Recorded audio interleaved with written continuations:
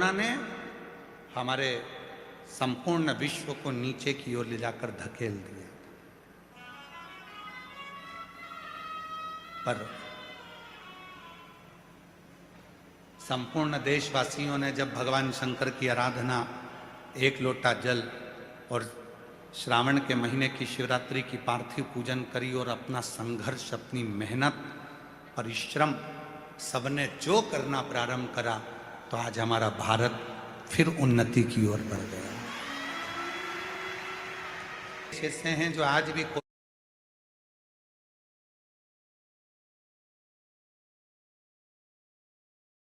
Corona के कारणवश प्रबल नहीं बन पाए, पर हमारा भारत, हमारा देश, हमारा तिरंगा आज भी उसी आनंद के साथ भारत की इस पवित्र गौरवमय भूमि पर लहरा रहा है। आज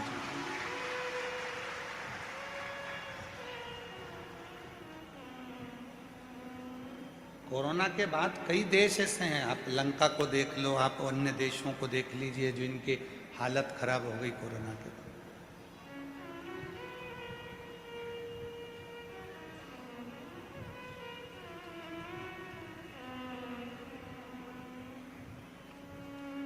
पाकिस्तान जैसा देश हो, अन्य देश नीचे चले गए, पर भारत आज भी उसी आनंद के साथ खड़ा है।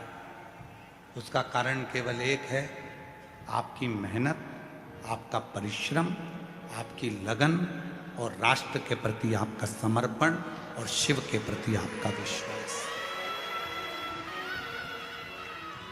भगवान देवादिदेव महादेव के प्रति आपका भरोसा,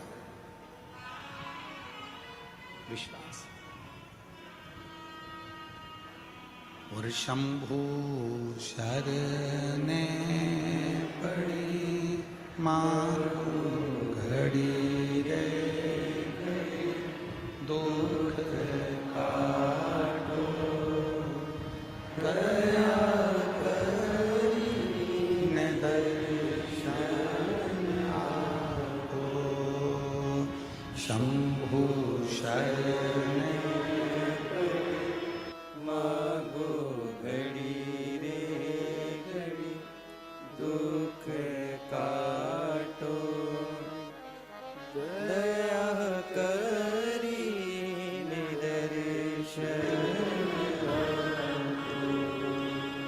शंभु शरणे मारो घड़ी रे दुख काटो दया करी दर्शन आपो। एक पार्थिव शिवलिंग हमारे पूर्व के हजारों हजार पापों को समाप्त कर देता है। एक पार्थिव पूजन हमारे जीवन के ना जाने कितने कितने पाप कर्म हैं, उनको समाप्त कर देता है। जैसे दो रिश्ते हैं, अंदर का परिश्रम, दो रिश्ते हैं,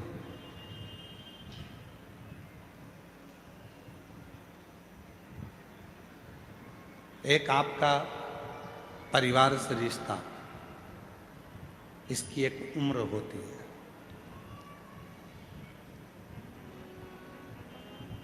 परिवार का जो रिश्ता है, इसकी एक उम्र है।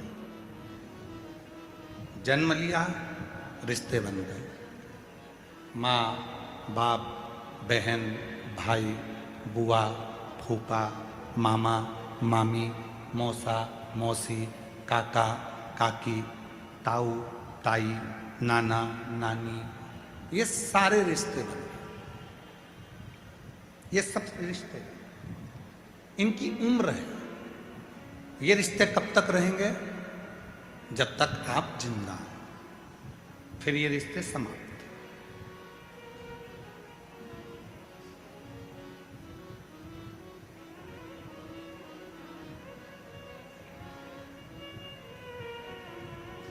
वो रिश्ते फिर समाप्त हो जाते हैं। एक रिश्ता वो होता है जो जन्म लेने के बाद से मरने तक रहता है, और एक रिश्ता वो होता है जन्म नहीं लिया उसके पहले से लेकर मरोगे उसके बाद तक एक रिश्ता चलता है, उसकी उम्र नहीं होती। वो रिश्ता है शिव से रिश्ता, क्योंकि शंकर की कोई उम्र नहीं होती। संसार के लोगों की उम्र है, तो एक उम्र तक का रिश्ता होता है। शिव जी की कोई उम्र नहीं है। आप कहोगे कि भोलेनाथ जी की उम्र का अंदाजा कैसे लगा सकते हैं, तो आप खुद जरा विचार करिए। सती माता प्रसूति के गर्भ से जन्म लेती हैं और गोदी में माता सती है। 33 कोटि देवताओं को बुलाया गया, उसमें भगवान देवाधिदेव महादेव आकर खड़े हुए। सती मैया शिव जी को देख रही हैं, शिव सती को देख रहे, सती शिव को, शिव सती को देख रिश्ता। अब सती मां गोदी में है और भोलेनाथ जी का विग्रह, भोलेनाथ जी का स्वरूप कितना विशाल, किसने जाना।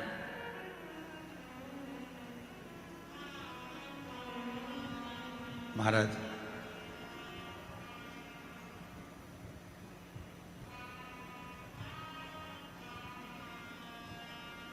जब भगवान देवाधिदेव महादेव का विवाह सती जी के साथ में हो रहा था, तो सती जी से प्रसूति माता ने कहा था, जरा एक बार शिव जी से उम्र तो पूछ ले सती, जिससे तू विवाह करने जा रहे हैं। एक बार उम्र तो पूछ कि शंकर जी की उम्र कितनी है। सती मैया ने शिव जी के सामने हाथ जोड़कर कहा कि आपकी उम्र कितनी है। शिव जी कहते हैं, सती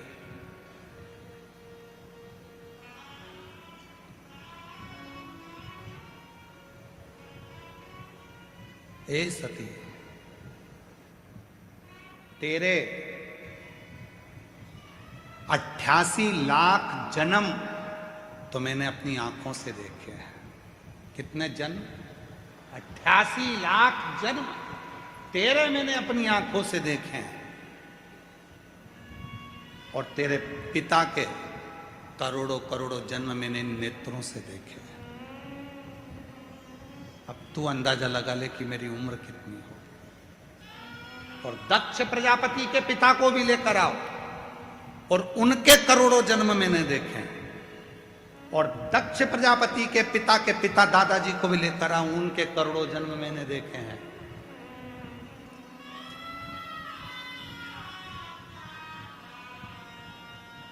तो सती ने कहा, आपकी कोई उम्र नहीं है क्या? 50 साल, 60 साल, 100 साल, 80 साल, 90 साल, 1000, 5000, जैसे कहा जाता है राम जी महाराज की इतनी उम्र थी, भगवान कृष्ण की इतनी उम्र थी, इतनी उम्र के ये थे।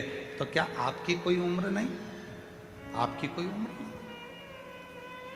सती, यदि मेरी उम्र होती तो मैं केवल संसार के लोगों से संसार के बीच में रहकर ही रिश्ते रखता। मेरी उम्र का ठिकाना नहीं है, क्योंकि मैं अमर हूं। इसलिए जो जन्म लेता है, जो मेरा होता है, जो जन्म नहीं लिया, मां के गर्भ में भी आया, तब भी मैं उसका साथ देता हूं। बाहर निकलता है तो भी साथ देता हूं, मरता है तो भी साथ देता हूं, मरने के बाद भी साथ। एक रिश्ता, एक संबंध जो मुझसे दुनिया के लोग जोड़ लेते हैं, वो संबंध वो प्रबल संबंध होता है कि वो संबंध कभी खत्म नहीं होता, समाप्त ही नहीं होता। और कोई पिछले जन्म के अच्छे कर्म मुझे बाबा तेरा साथ मिला, कोई पिछले जन्म के अच्छे कर्म मुझे बाबा तेरा साथ मिला।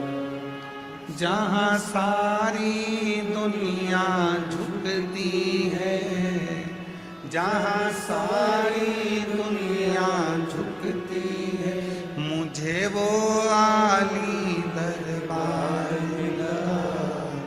दरबार। कोई पिछले जन्म के अच्छे कर्म मुझे बाबा तेरा,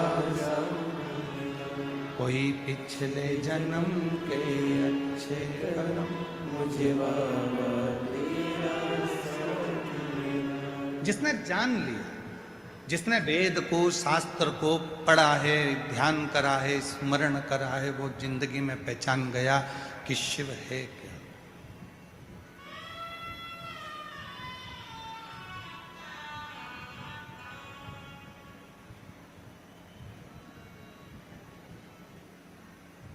महाराज जी, लोग पूछते हैं आप रुद्राक्ष का उपाय बताते हो, दुर्वा का उपाय बताते हो, बेलपत्र का उपाय बताते हो, गेहूं के दाने का उपाय बताते हो, चावल के दाने का उपाय बताते हो, मूंग के दाने का उपाय बताते हो, काली तिल का उपाय बताते हो, काली मिर्च का उपाय बताते हो। क्या ये सब हमारे पुराणों में, शास्त्रों में है? महाराज जी, मैं निवेदन करूंगा,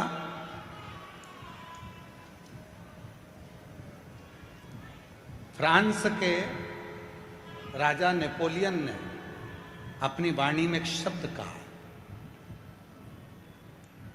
नेपोलियन ने कहा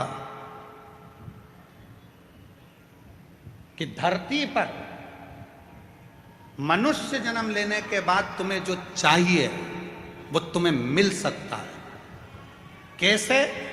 बस तुम्हें जो धरती पर चाहिए वो कहीं ना कहीं, किसी ना किसी पुस्तक में हमारे पुरखों ने लिख दिया है। उस लिखे को तुम अनुभव करना चालू कर दो और तुम्हें दुनिया का सारा सुख प्राप्त हो जाए।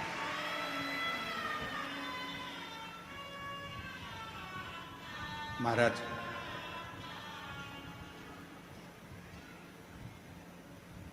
पढ़ना पड़ेगा। पहले टीवी कम थी, पुस्तक ज्यादा थी।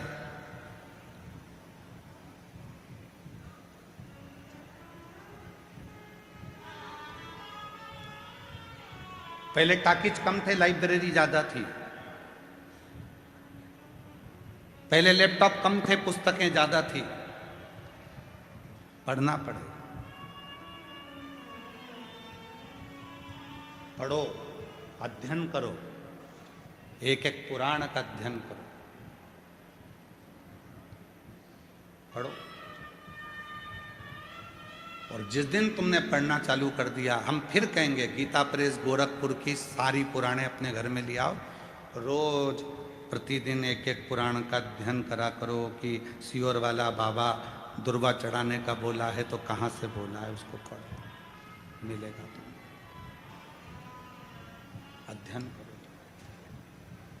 कौन सी पुराण से बोल रहे हैं मालूम पड़े, अध्ययन करो। सब कुछ लिखा है हमारे वेद व्यास जी ने पुराणों में। ऐसी कोई चीज नहीं है जो पुराणों में या शास्त्रों में वर्णन नहीं कर। 18 पुराण, 6 शास्त्र हमें जो दिए गए हैं, 4 वेद जो हमको दिए गए हैं, अच्छे अच्छे विद्वानों ने अपनी अपनी पुस्तकों में बहुत कुछ हमको दिया है। हम उनको छोड़कर, उसके बाद भी हम अपना सनातन धर्म छोड़कर दूसरे धर्म की पुस्तकों की बड़ाई करें तो चुल्लू भर पानी में डूब मरो।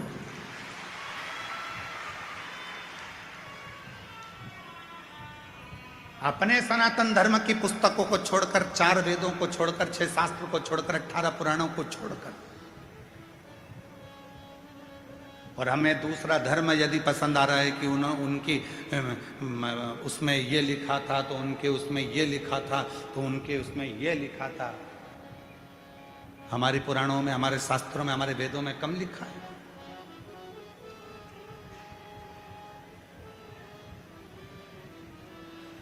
जैसे मंदिरों को मिटाने का काम विधर्मियों ने करा, तीर्थों को नष्ट करने का काम विधर्मियों ने करा, वैसे ही हमारे वेद और शास्त्रों में भी अटकलियां, हमारे वेद और शास्त्रों को भी मिटाने का काम विरोधियों ने करा, विधर्मियों ने करा।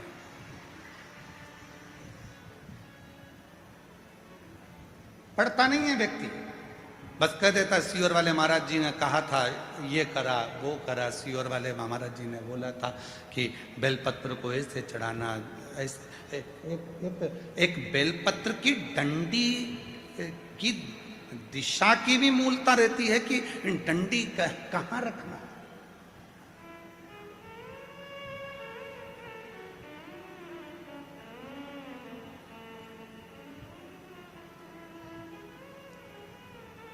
एक बार हमने हमारे सुपुत्र चिरंजीवी पंडित राघव मिश्रा जी से कहा कि हमने शिव पुराण में पढ़ा है कि बेलपत्री की डंडी का मुख संतान के लिए चाहिए, तो उसको इस तरह से रखा जाता है, और बीज की पत्ती का मुख ऐसा रखा जाता है। जरा इसका असर होता है क्या? कोई ऐसा शास्त्र है क्या? कोई ऐसा साइंस है क्या? तो हमने कहा तुम्हारे गूगल में सर्च करो, क्या वो साइंस है? तो पंडित राघव मिश्रा जी ने उसको निकाला और उसको निकाल कर वो हमको बता रहे थे। कहाँ बैठे हैं वो? राघव कहाँ है? हाँ, दे उसको माइक दो, जरा माइक दो। वहीं से बोलो। हाँ, वहीं से। कि तितली उड़ती है तो उसके पंख किस दिशा में जा रहे हैं, उसका भी असर संसार के लोगों पर पड़ता है। तो एक बेलपत्र की डंडी का भी असर पड़ता है। ये गूगल कह रहा है, ये रिसर्च सेंटर कह रहा है, ये साइंस कह रहा है। प्रदीप मिश्रा तो बाद में बोला है। ये सब चीजें लोग उसको अनुभव कर रहे हैं कि बेलपत्र की डंडी प्रदीप मिश्रा जी ने यहाँ चढ़वा दी, दुर्बा यहाँ चढ़वा दी, जल यहाँ चढ़वा दिया, स्थान पर गेहूं चढ़वा दिया, चावल का स्थान ये बता दिया। तो इसका असर क्या होता है? आपने जिसको पढ़ा है, क्या कहते हैं उसको? Butterfly effect. साइंस में एक बटरफ्लाई इफेक्ट बताया गया, जिसमें बताया गया कि एक चींटी अगर कन्याकुमारी में चल रही है तो उसका असर कश्मीर में पड़ रहा।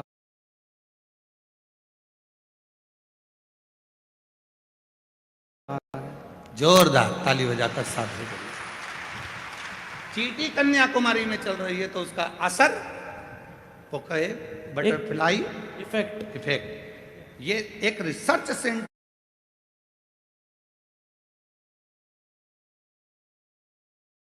ने रिसर्च किया कि एक तितली का पंख भी ऊपर नीचे होता है तो उसका फर्क संसार के लोगों पर पड़ता है। तो हमारी बेलपत्र चढ़ाने का फर्क हमारी जिंदगी में क्यों ना पड़ेगा? बैठ जाइए, साधु बात। हमने कहा हम इसको बोलते आ रहे हैं लगभग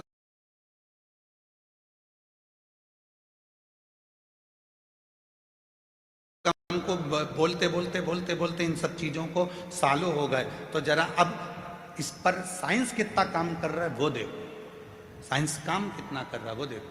तो राघव जी ने उसको सर्च मारा, निकाला, फिर उन सब सर्चों को देखा गया कि कितना कितना कौन कौन से देश पर केवल जरा से पंख का असर कितना होता है।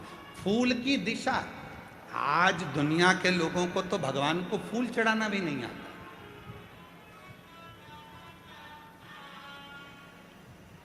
हम आपसे पूछें कि शिव जी को फूल कैसे चढ़ाया जाता है, हम आपसे पूछें कि भगवान को फूल कैसे चढ़ाया जाता है, तो आप फूल दो जरा।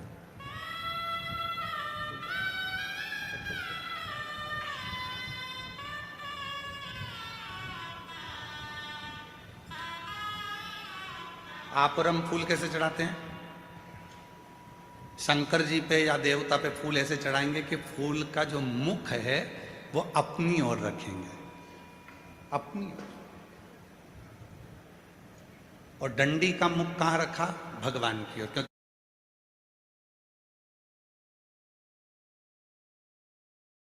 भगवान जब बैठे रहते भगवान के सामने आप इस तरह से उसको श्रृंगार के भाव से जमा देते हो, भगवान के सामने ऐसे चढ़ा देते हो। अब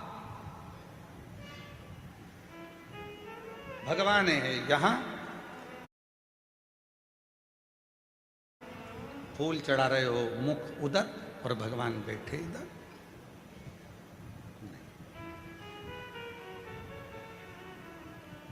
डंडी का मुख अपनी ओर हो, और फूल का मुख मेरे परमात्मा की ओर हो।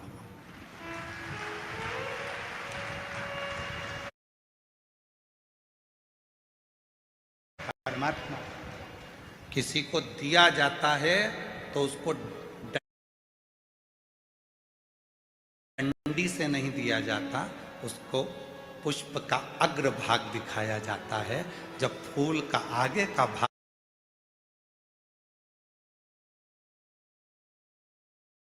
उसको दिखाते हैं तो वो समझ जाता है कि डंडी में कांटे हैं और इसने अपनी जिंदगी में सारे कांटों को संभाल कर रखा है, तो इसकी जिंदगी को मुझे फूल की तरह कर देना है। वो समझ जाता है, वो समझता है। अब हम परमात्मा को रिझा रहे हैं, रोज मंदिर जा रहे हैं, भोलेनाथ जी कृपा करना, भोलेनाथ जी दया करना, भोलेनाथ जी मैं तेरी शरण में हूँ, शिव जी कृपा करना, संतोषी माता कृपा करना, राम जी कृपा करना, गणेश जी कृपा करना, भवानी कृपा करना।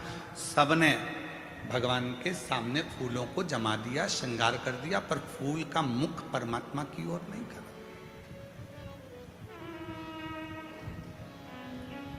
हम क्या सोचते हैं कि फूल जो भी मंदिर देखे उसको अच्छा लगना चाहिए। उसको ये नहीं देखा कि भगवान को अच्छा लगा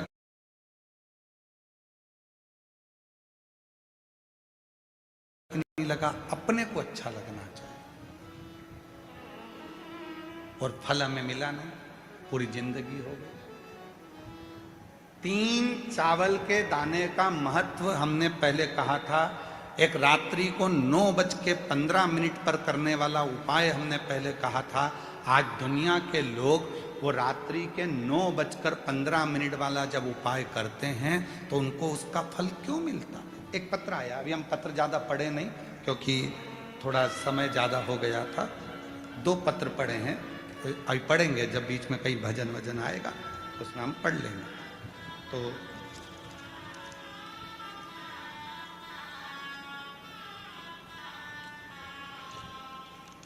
मनीषा पति सुंदरलाल सापले, जिला बड़वानी, मध्य प्रदेश से आई है। कहीं बैठी हो, आप ही हैं, आ जाओ, एक बेलपत्र ले जाना। मनीषा पति सुंदरलाल सापले, जिला बड़वानी, मध्य प्रदेश से आई हूँ। मेरे पति भगवान पर विश्वास नहीं रखते थे। मैं जल चढ़ाने जाती थी तो चिल्लाते थे, मगर कुबेर भंडारी की ऐसी कृपा हुई कि मेरे पति अब मेरे साथ 1 लोटा जल चढ़ाने मंदिर जाते हैं। 1 लोटा जल की महिमा क्या बताऊं गुरुजी। पति ने विश्वास कब करा? जब मैं अपने पति को जल चढ़ाने के लिए लेकर चली गई। पति की पूरी उम्र निकलती चली गई, 45 साल की आयु हो गई और मेरे पति ने मुझसे शर्त लगाई। तेरा सीहोर वाला बाबा कहता है कि बेलपत्री पर शहद लगाकर चढ़ाकर जाओगे सफलता मिलती है। क्या मेरी 45 साल की उम्र में सरकारी नौकरी लग सकती है?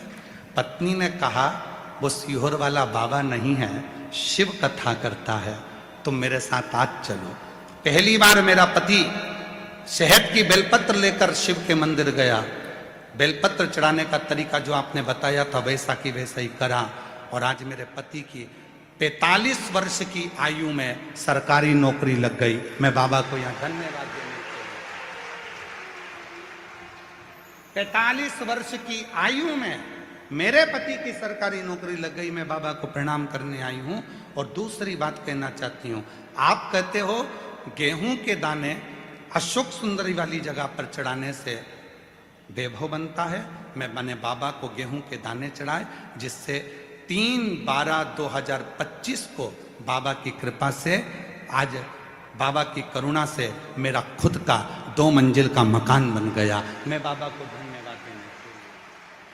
शिव किसको कहते, शंकर किसको कहते? एक तरीका आपकी जिंदगी में हो।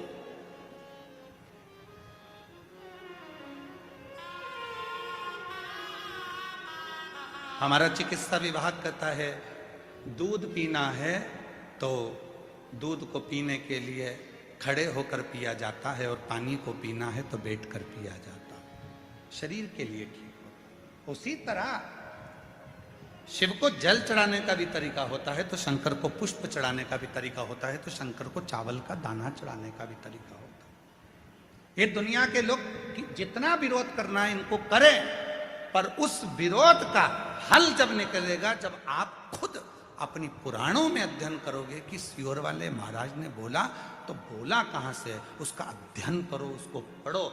जैसे नेपोलियन, फ्रांस के राजा नेपोलियन ने कहा कि हमारे बुजुर्गों ने, हमारे गए हुए उन संतों ने अपनी पुस्तकों में सब कुछ लिख दिया, बस उसको तुम जितना अपने शरीर पर उतारोगे उतना तुम्हारा वैभव बढ़ते चले जाएगा। आप उतारो तो शरीर।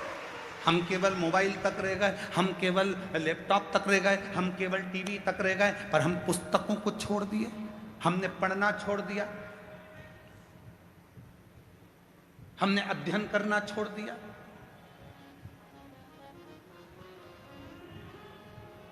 सूरत वाले सोमानी जी बैठे हुए हैं, कहाँ है सोमानी जी? हाँ ये बैठे। सोमानी जी के घर पर हम जब सूरत में गए तो इनका बड़ा पोता बहुत बोलता है, और वो बड़ा पोता हमारे पास में आकर बैठ गया, और पास में बिल्कुल बाजू में आकर बैठा। उसका फोटो भी हम कल आपको होगा तो दिखाएंगे। बिल्कुल बाजू में आकर बैठा, और बाजू में आकर बैठकर बोलता है कि बहुत आगे बढ़ने के लिए क्या करना चाहिए? तो हमने कहा खूब पढ़ना चाहिए। तो कहा ये तो मम्मी भी बोलती है, ये तो दादी भी बोलती है। तो हमने कहा गुरु भी यही बोलता है, पढ़ो तुम बढ़ जाओ।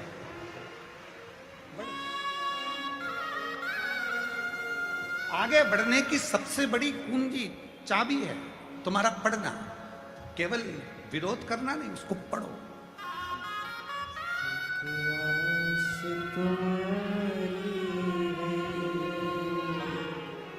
विश्वास तुम्हारा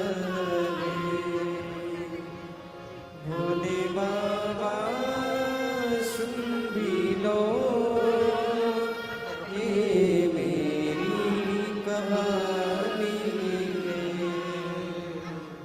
मैंने तुमको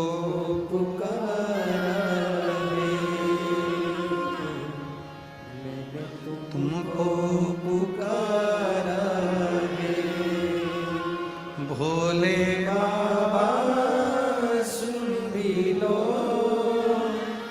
ये मेरी कहानी है।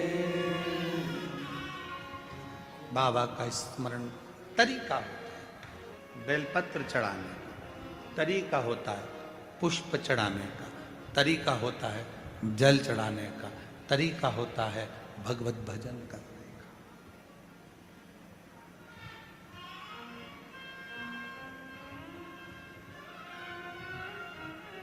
सारे तीर्थों में जाइए, हम मना नहीं करेंगे, वहां तुमको जैसा करना है वैसा करो, पर कुबरेश्वर धाम की धरा पर आओ तो 5 छोटे छोटे कंकर बीन कर उसकी आराधना साधना कर कर बैठ कर 108 बार श्री शिवाय नमस्तुभ्यम कहो।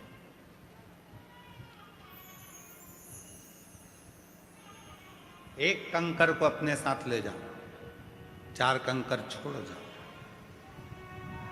झोली पसार कर प्रणाम कर कर उसको विनय करो कि बाबा तुम्हें मेरे साथ चलना है, बेटी बहुत दुखी है, उसके दुख को हरना है, तुम्हें कृपा करना है, तुम्हें उससे भी।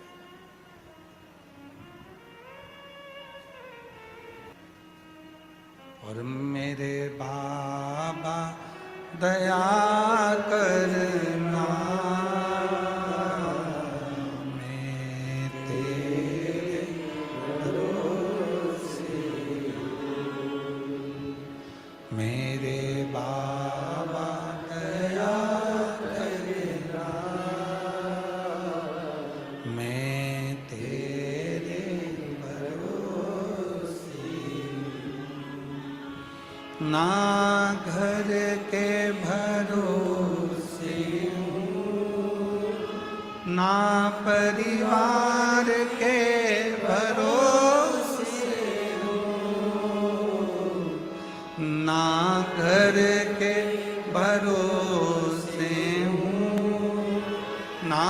परिवार के भरोसे मेरे भोले दया करना, मैं तेरे भरोसे भोले बाबा दया करना, मैं तेरे भरोसे। हम उसके आश्रित हो जाएं, आश्रित। कई लोग कह देते हैं, आपने कहा कि एक बेलपत्र लेना, एक चावल का दाना लेना, एक दुर्वा लेना। कभी आप कह देते हो कि कनेर का फूल के साथ लाल कलर का चावल का दाना लेना। सबका तरीका है, सबका स्वरूप है, सब फल देते हैं, बस विश्वास के साथ करना होता है, विश्वास के साथ। एक पत्र आया है,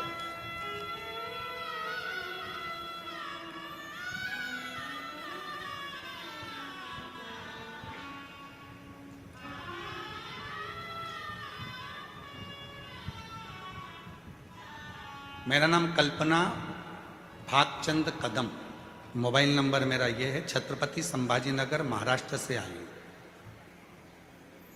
आपके पंडाल की रच का वर्णन करूं। मेरी नातिन अणरवी पवार 6 साल की एक दिन खेलते खेलते 5000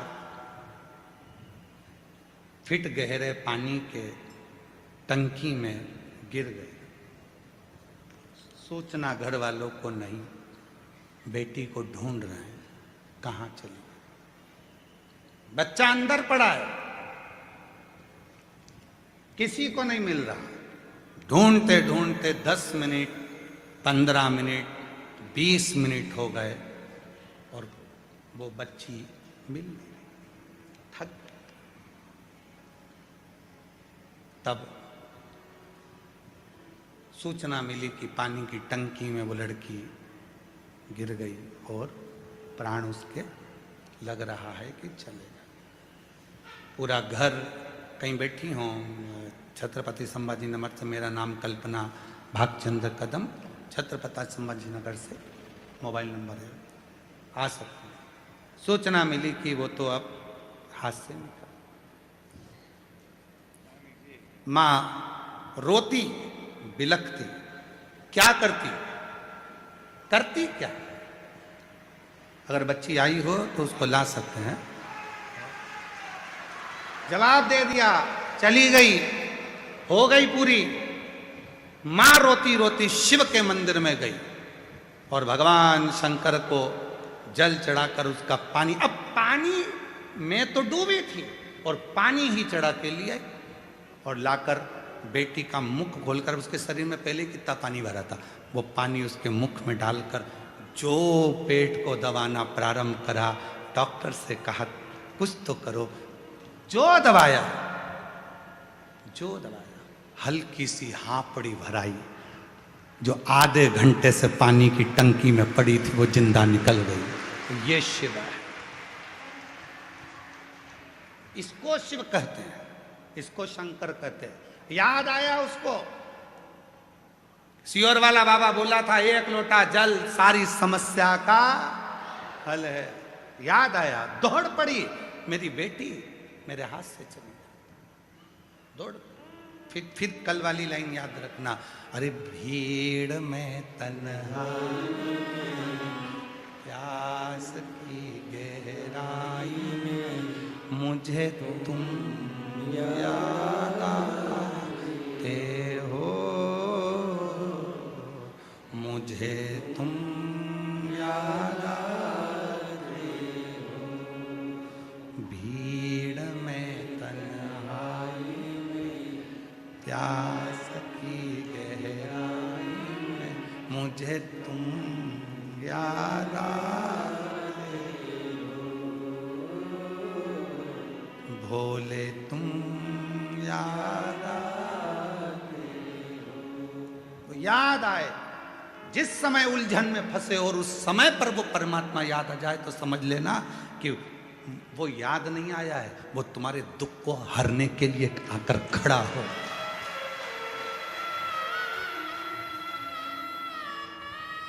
तुम्हारे दुख को मिटाने के लिए वो खड़ा हो गया।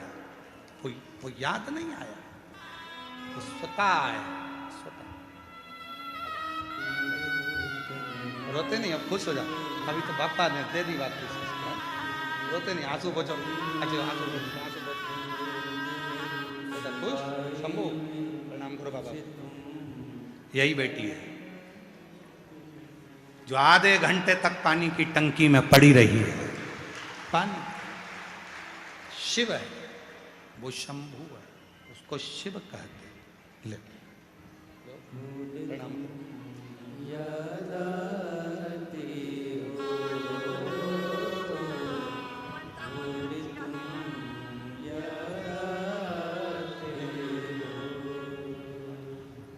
मुझे तुम याद आते हो, मुझे तुम याद आते हो। वो याद आना चाहिए, और जब वो याद आएगा तुम्हारा आधे से ज्यादा दुख अपने आप समाप्त हो जाएगा।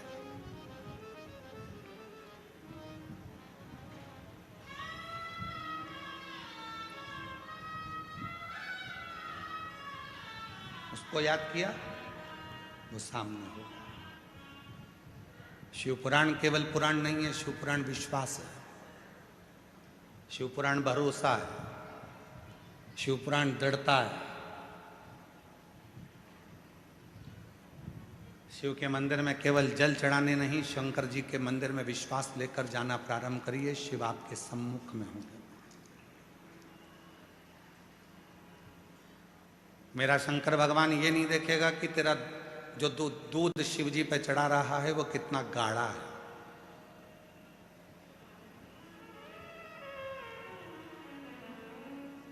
लोगों से लड़ लेते हैं, क्यों भैया हमने तुमको 600 रुपए दिए है और तुमने इतना पतला पतला दूध शंकर जी को चढ़ाने के लिए दे दिया। शिव जी नहीं देखता कि दूध गाढ़ा कितना है, शिव जी ये देखते हैं कि तेरा विश्वास कितना गाढ़ा है।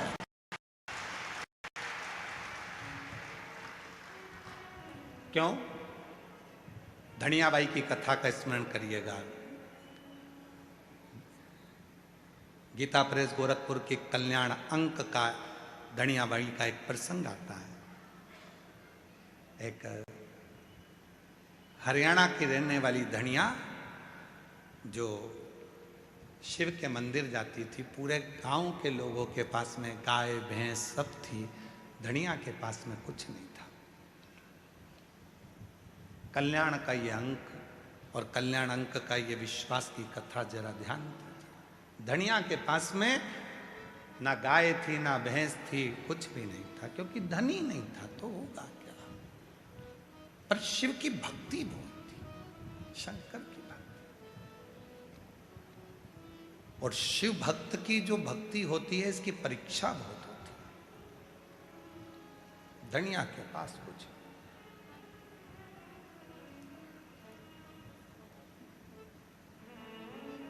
दो बेटे हैं, दोनों दिन भर काम करते हैं, थोड़ा सा जो मिलता है उससे गुजारा कर लेते हैं, जो मिल गया। शिवरात्रि का उत्सव आ गया।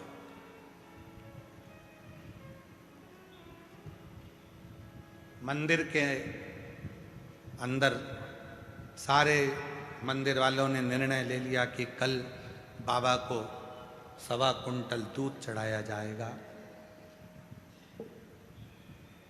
और दूध लाना जरूरी है। अगर दूध लेकर नहीं आए तो कल हम तुम्हें बाबा के दर्शन भी नहीं कराएंगे और अंदर भी नहीं जाने देंगे। जो दूध लेकर आएगा वो आगे बैठेगा, जो दूध लेकर आएगा वो अग्रण्य हो,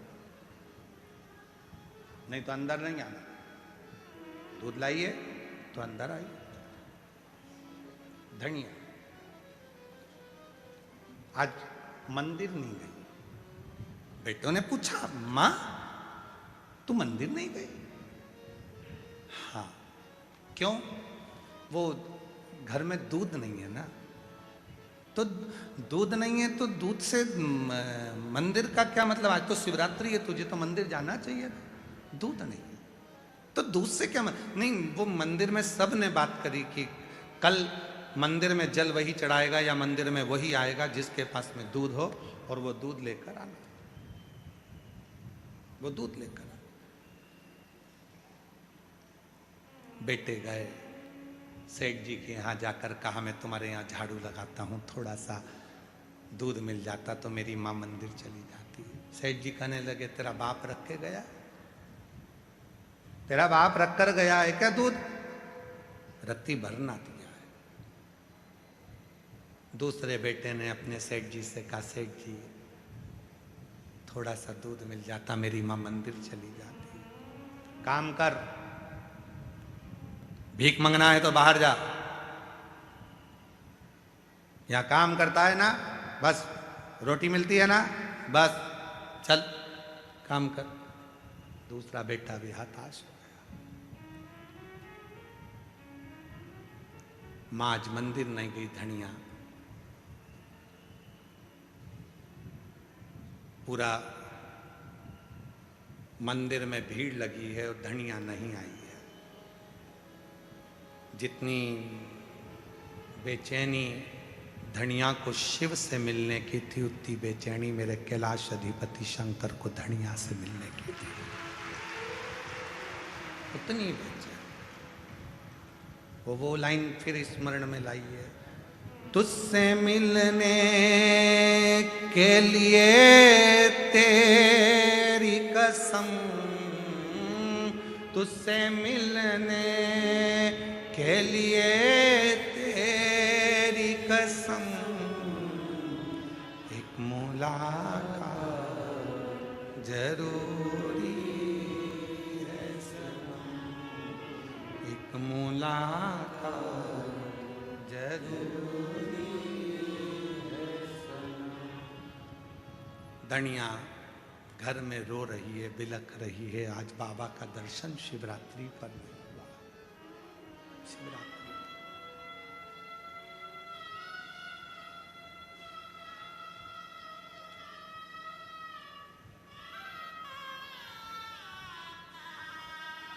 चलिए, मेरा भोला बाबा गाढ़े दूध को नहीं देखता, मेरा भोला बाबा गाढ़े विश्वास को देखता है। गाढ़े विश्वास। धनिया निवेदन कर रही है, शंभो आज तू बड़ा सजा होगा, आज शिवरात्रि है, मेरे पास दूध नहीं है ना तो इसलिए मैं आई नहीं हूं, पर कल थोड़ी ना दूध की जरूरत पड़ेगी, कल तो मैं मंदिर आऊंगी, जल चढ़ाऊंगी। जैसे कुबरेश्वर धाम का फुलेरा दूज, रुद्राक्ष महोत्सव की सबसे बड़ी जान होती है फुलेरा दूज। उसी फुलेरा दूज के दिन जो रुद्राक्ष कैसे भी होते हैं इतने प्रबल और सिद्ध हो जाते हैं कि वो औषधि का कार्य करना चालू कर देते हैं। उसी फुलेरा दूज की महत्वता कुबरेश्वर धाम पर रहती है, इसलिए दुनिया के लोग 7 दिन की शिव महापुराण में फुलेरा दूज का दर्शन करने कुबेर भंडारी की चौखट की धूल लगाने के लिए आते हैं।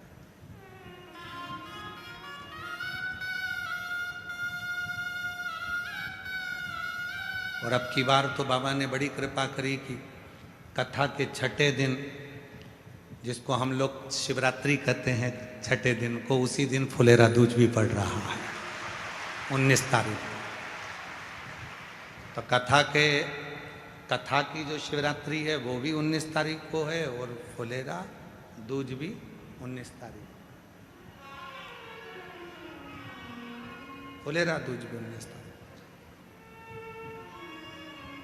और शिव महापुराण की कथा, शिव महापुराण की शिवरात्रि और फुलेरा दूज, तीनों का संगम इस कुबरेश्वर धाम पर, बाबा के धाम पर होगा और पूरा विश्व उसको पूरी दुनिया उस फुलेरा दूज के महाउत्सव को देखेगी। जनमानस के आनंद का केंद्र केंद्र।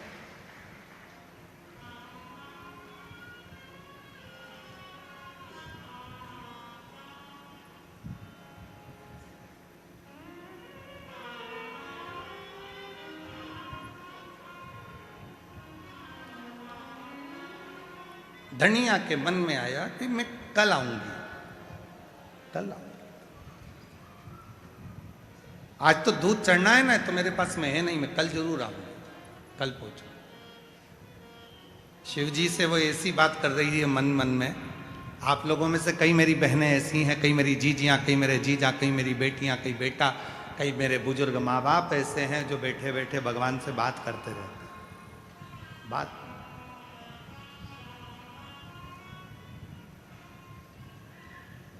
कल आऊंगी मैं।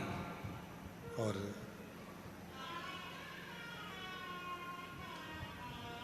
दूसरे दिन पहुंच गई, लोटा भर के जल था। दरवाजे से अंदर जा रही थी, एक बुजुर्ग मस्तक पर त्रिपुंड लगा हुआ था, बड़े बड़े नेत्र थे, बड़ा सुंदर सा दिख रहा था। डंडा टेक कर आकर खड़ा हो गया। मां, ए मां, थोड़ा सा दूध दे देना तेरे लोटे का,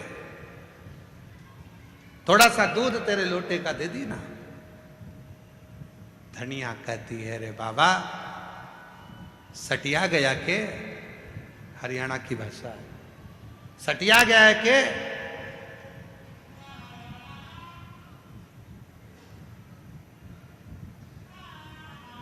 ए बुढ़ा, सटिया गया के तू? हरियाणा की भाषा, सटिया गया के तू? सटिया या नहीं हूं। ओ ताई, लद्दूध पवा देना, लद्दूध दे। अरे मेरे लोटे में तो जल है, कहां दूध धरा है? दे तो दे, पानी पिला दे ला। धनिया ने जो लोटे में से जल डाला, जल तो नहीं था, दूध गिर रहा था और मेरा महाकाल पी रहा था।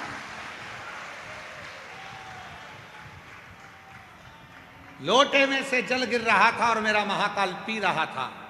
मेरा शंभु उसको ग्रहण कर रहा था, शिव ले रहा था।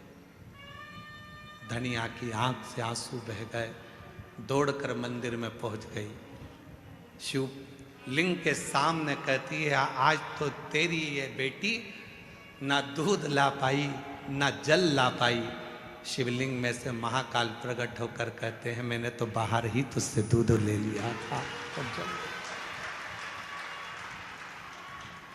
विश्वास है तो सियोर का कंकर भी शंकर है, और विश्वास नहीं है तो पूरी दुनिया में कितने भी मंदिर चले जा, तुझे शिव कभी नहीं मिल सकता है।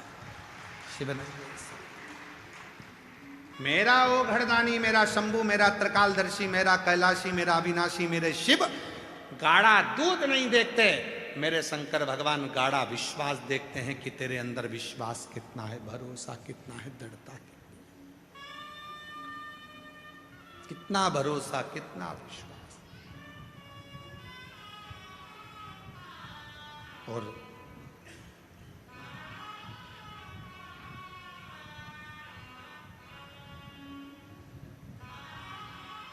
जब विश्वास दृढ़ हो जाता है तब शिव सामने आता है, तब भगवान शंकर सम्मुख होता है।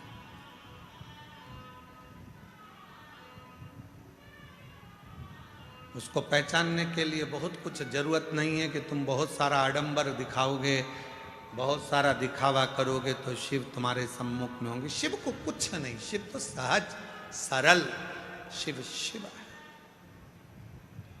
भगवान सहज हैं, सरल हैं, उनको कुछ नहीं, उनको तो भोला सा स्वभाव, भोला सा स्वरूप। चलो ये कथा भी जान दो, एक महाभारत की कथा भी आती है। महाभारत का एक चरित्र आता है। महाभारत की कथा में एक वर्णन आता है, कुरुक्षेत्र में महर्षि मुद्गल जी रहते थे, शिव के पक्के भक्त थे। एक नियम उन्होंने अपनी जिंदगी में बनाकर रखा था मुद्गल जी ने, महर्षि मुद्गल ने एक नियम बनाया था। फसल कट जाती थी, फसल के दाने जो जमीन पर गिरते थे उन दानों को, फसल के दानों को उठाकर लाते थे, उससे भोजन पकवाते थे और उससे 3 भाग कर देते थे। 1 भाग परिवार का, 2 भाग एक संत ऋषियों का और दूसरा घर पर आए हुए अतिथियों का। 3 भाग होते।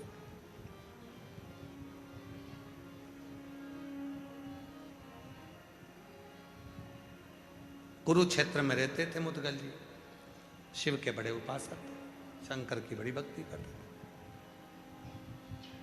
इतनी आराधना साधना करते थे, पर नियम ले रखा था, मेरे बहू भी आएगी तो मेरे नियम पर चले, मेरे बेटे भी मेरे नियम पर चले, और पिता ने जो नियम बनाया है उस पर यदि संतान चलती है तो एक दिन उन्नति के मार्ग पर आगे बढ़ ही जाती है, निश्चित।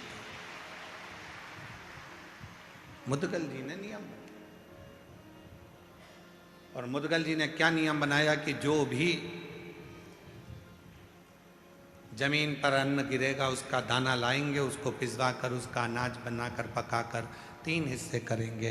1 हिस्सा भगवान ऋषियों के लिए, दूसरा तिथियों के लिए और तीसरा अपने परिवार के। यही क्रम चलता रहा, यही क्रम चलता रहा।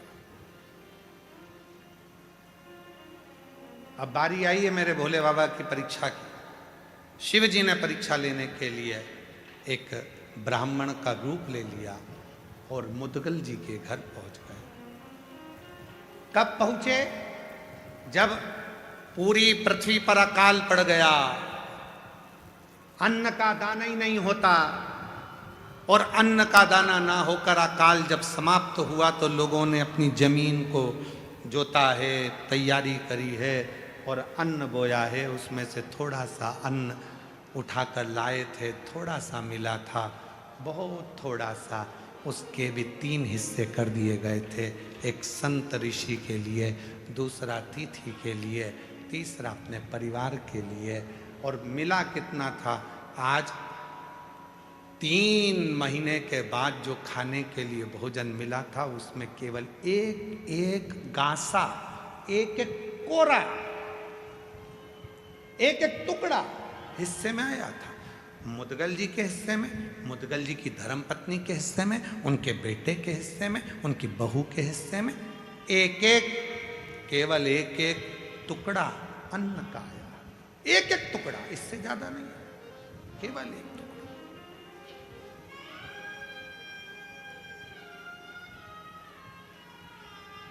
बाबा पहुंच गए।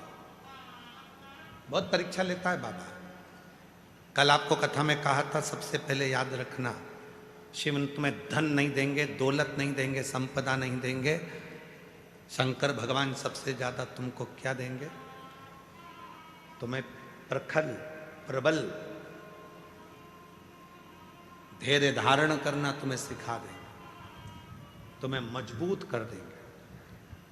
सबसे पहले शिव तुम्हें मजबूत ही देते हैं, तुम्हें प्रबल बनाते हैं। इतनी ठोकर मारेंगे, इतनी ठोकर मारेंगे कि तुमको मजबूत बना दें। और ठोकर जिंदगी में याद रखना, ठोकर कभी पहाड़ से नहीं लगती, ठोकर हमेशा छोटे मोटे पत्थर से ही लगती है। ठोकर कभी पहाड़ से नहीं लगती। कौन है जिसको पहाड़ से ठोकर लगी? एक को लियाओ पकड़ के कि जिसको पहाड़ से ठोकर लगी हो। पहाड़ से ठोकर कभी किसी को नहीं लगती। ठोकर हमेशा छोटे मोटे पत्थर से ही लगती है। इसलिए घर जो टूटता है वो छोटी मोटी बात से टूटता है, बड़ी बात तो धरी की धरी रह जाती है।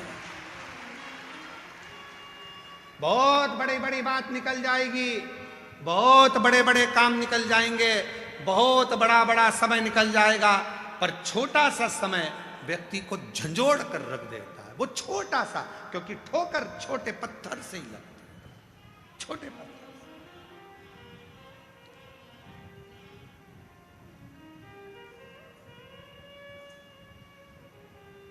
आप लाखों की संख्या में आए हो, जितने ये 3 डूम का 1 डूम है, पीछे 3 डूम लगे हैं, इधर पंडाल अलग लगा है, इधर टेंट पंडाल अलग लगा है, मंदिर प्रांगण में लोग बैठे हैं, 3 पंडाल पीछे हैं, ग्राउंड में लोग अपना अपना चादर लगाकर झोपड़ी बनाकर बैठे हुए हैं, नीचे धर्मशाला के कहीं कहीं पेड़ों की छांव में लोग बैठे हुए हैं।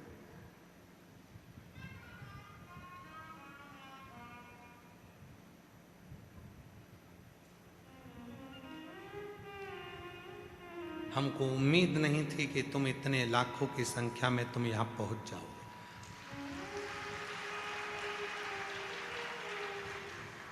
कारण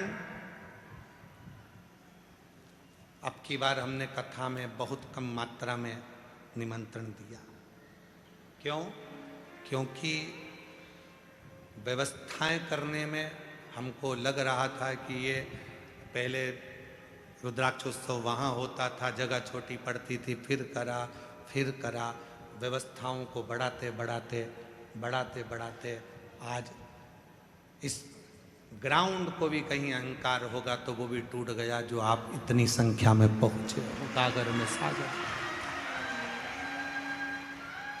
पहले पिछले रुद्राक्ष उत्सव का रजिस्टर देखे तो उस रजिस्टर में था कि 80 कुंटल आटा एक दिन में उठता था।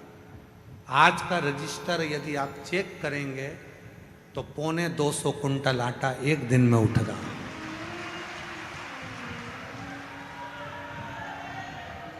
परोसने वाले ये पूरे मालेगांव की टीम बैठी हुई है और 250 कुंटल आटा और लगभग 250 कुंटल चावल प्रतिदिन का उठता है बाबा के, प्रतिदिन 250। उतना ही मिक्सचर, उतनी बूंदी, उतना ही मक्खन बड़ा, सब सामग्रियों का अंदाजा जरा लगाया जाए।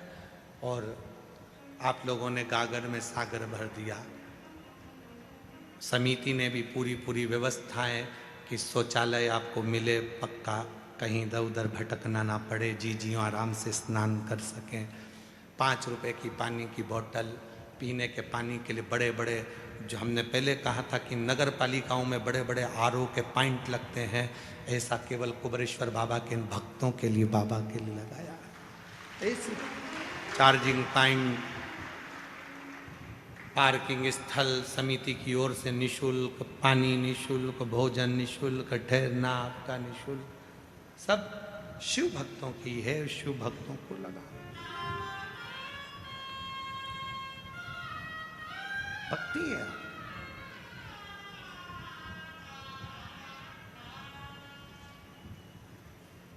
और आज भी हम बाबा जी से कह रहे थे, भोलेनाथ जी से, बाबा धीरे धीरे भेजना इनको, हो यहाँ धीरे धीरे भेजना, आराम आराम से। बाबा संभालना, प्रशासन संभाल रही है, तू भी संभालना, धीरे धीरे संभाल। जब तुम्हारी संख्या बढ़ती है तो हमारा बीपी बढ़ता है।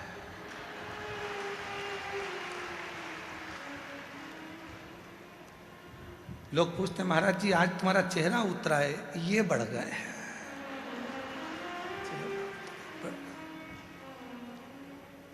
और हमारा जितना बढ़ता है उससे दुगना शासन प्रशासन का बढ़ जाता है। उनके भी ऊपर नीचे होते रहते, बढ़ गए। इधर देखो, 1 नंबर गेट बंद करो जल्दी से, 2 नंबर बंद करो, 3 नंबर का चालू करो, 4थे नंबर से निकालो, 5वें नंबर से निकालो। प्रयाग का मेला और सीहोर का रुद्राक्ष महोत्सव एक बराबर का है, एक बराबर। तो संभालना बहुत बड़ी जवाबदारी मध्य प्रदेश शासन की, प्रशासन की होती है।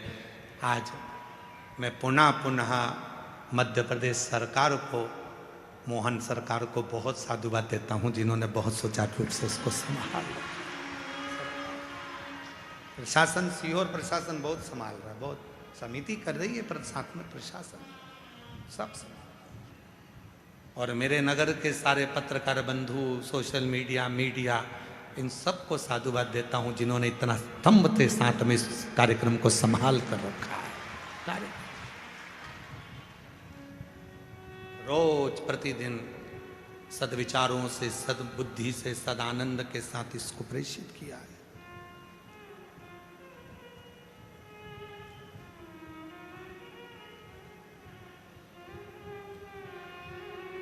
शिव कथा कह रही है, मुदगल ऋषि का चरित्र करा। शिव परीक्षा बहुत लेते हैं, बहुत परीक्षा, बहुत परीक्षा, इतनी परीक्षा लेते हैं कि परीक्षा की फिर क्यों? क्योंकि वो तुम्हें बुलंद मजबूत करना चाहते हैं। बहुत ठोकर देगा शिव, बहुत ठोकर देगा। बहुत ठोकर पड़ने के बाद लोग स्वीकार करेंगे कि हाँ ये सत्य है।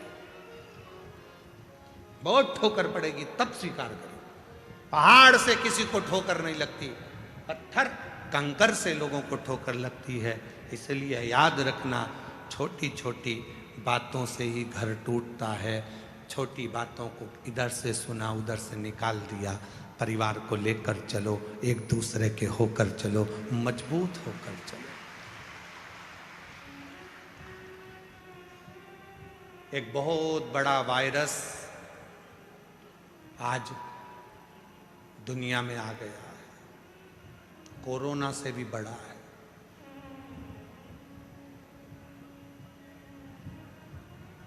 उससे बचना है। पूरी दुनिया में एक वायरस आया है और बहुत बड़ा वायरस है, उससे बचना है। वो कोरोना से भी बड़ा है, बर्बाद कर देगा तुमको। वो वायरस का नाम है क्या बोला, किसने बोला, कब बोला, क्यों बोला, मेरे लिए बोला, तेरे लिए बोला, किसके लिए बोला, क्यों बोला, कब बोला, कैसे बोला, सही में बोला कि गलत में बोला, मेरे लिए बोला। ये वो वायरस है जो तुम्हारे घर को भी और तुम्हें भी एक दिन बर्बाद करके रख देता है। ये वायरस तुम्हें भी बर्बाद कर देता है, तुम्हारे घर को भी बर्बाद कर देता, अपने आप को भी बर्बाद कर देता। क्यों? मेरे लिए बोला था, हाँ मेरे लिए। उसने बोला, कब बोला, कैसे बोला, क्यों बोला, किसने बोला, ये बोला ही वायरस है। कैसे बोला, उसकी इतनी हिम्मत, मेरे लिए बोला, कब बोला, ये वायरस है बहुत बड़ा। ये व्यक्ति को बर्बाद कर देता। और जिस दिन तुमने सोच लिया आग लगे बस्ती में, अपन रहो मस्ती में, क्या किसको रोइए, चादर तान के सोइए, वो वायरस दिमाग से निकल जाएगा। बोल दिया तो बोल दिया, जान दे। अपन तो कड़ी चावल खाओ और श्री श्रीवाय नमस्ते, जान दे, बोले बोले जान दे, क्या कर भजन। शिवोहम बोलो, शिवोहम शिवोहम शिवोहम। जब तुम्हें लगने लगे कि ये बहुत ज़्यादा महान दिख रहा है और मैं तो उसके आगे हल्का दिख रहा हूँ, तब याद करना क्या बोलना है, शिवोहम, मैं शिव हूँ, मेरे अंदर शिव है, मैं शंकर, मैं ओघड़दानी, मेरे भीतर शिव समाया है। शिवोहम शिवोहम शिवोहम शिवोहम। शिव को भजो, शंकर, शिव का स्मरण, तब सुख है। और ध्यान दें, तेरे डमरू की धुन सुन के मैं काशी नगरी आई हूँ। तेरे डमरू की धुन सुन के मैं काशी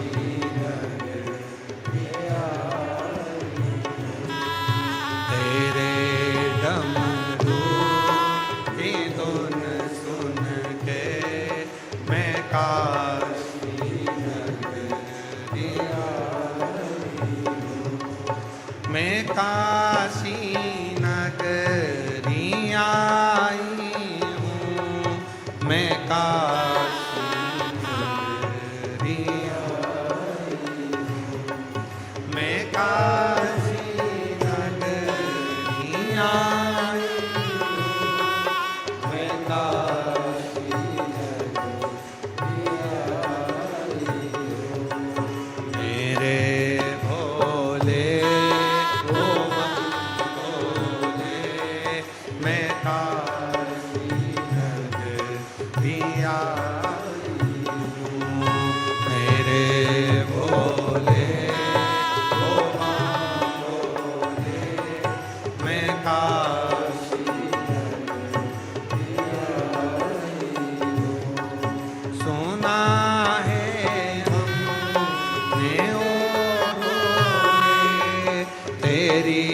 काशी में गंगा में सोना है हमने ओ भोले तेरी काशी में गंगा में सोना है हमने ओ भोले तेरी काशी में गंगा है उसी गंगा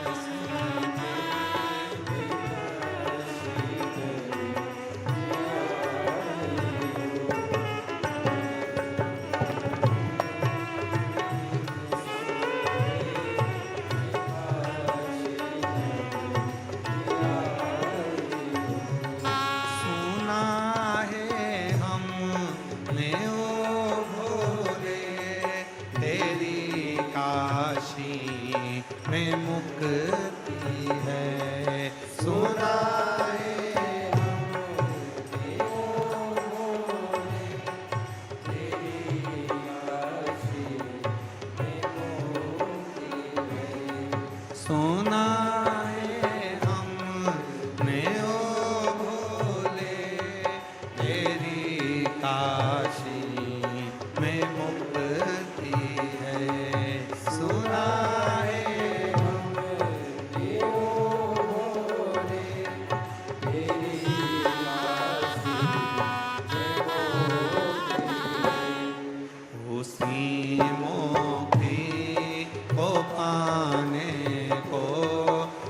काशी नगतिया